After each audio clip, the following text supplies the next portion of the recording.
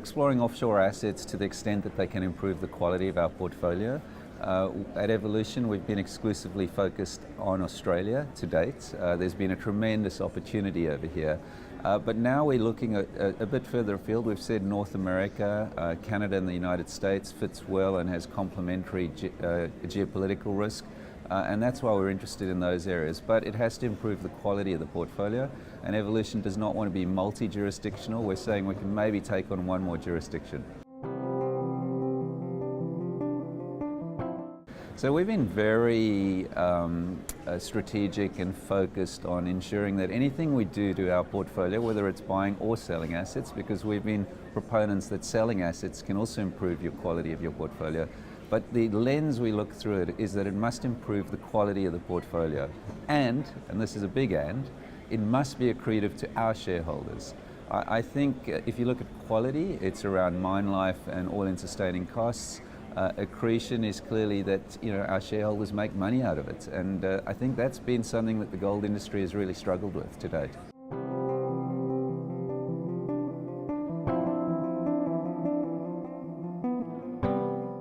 So I've just returned from a trip to see offshore investors, gold investors, and certainly the thematic that I'm getting back from them is that they want profitability over growth.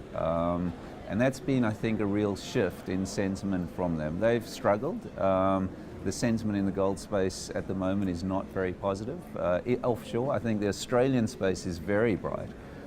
So we're looking at profitability. We're looking at margins, we're looking at quality of portfolio, and fundamentally we're looking at whether we can spend $1 on an opportunity better than giving it back to shareholders. And that's a simple and relatively straightforward proposition.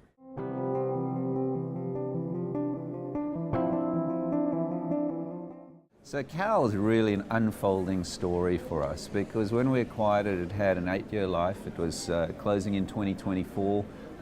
It had 1.6 million ounces in reserves. We've doubled the reserves to over 3 million ounces. We've now extended the mine life to 2032. It was previously limited to 7.5 million tonnes per annum throughput. We've had that increased by government authority or approval in modification 14 to 9.8 million tonnes.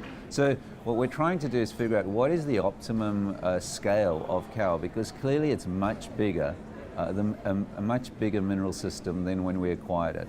We're at the early days of discovering how big, but being able to expand capacities means that we're going to be able to produce more gold.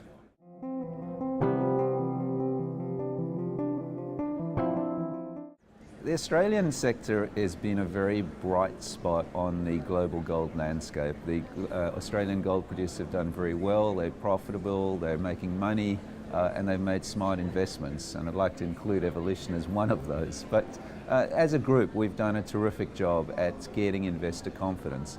I don't think the same can be said on the global gold scale scene. Investors are not happy, they've lost money, and I think they're looking for a new model, and many of them, I was a bit surprised on my recent visits, that many of them are starting to look at Australia as, well, maybe we have got a better model, and maybe they should start understanding that better, because maybe we are doing things differently, and I think that again revolves around the profitability and focus on return to investors. IMARC's a very significant conference. It's a great East Coast conference for service providers, for mining companies, for investors to get together and really over an informal and formal technical papers being presented to really engage. And I think we need more engagement. I'm a big proponent of more honest conversations between all those parties so that we have a better industry.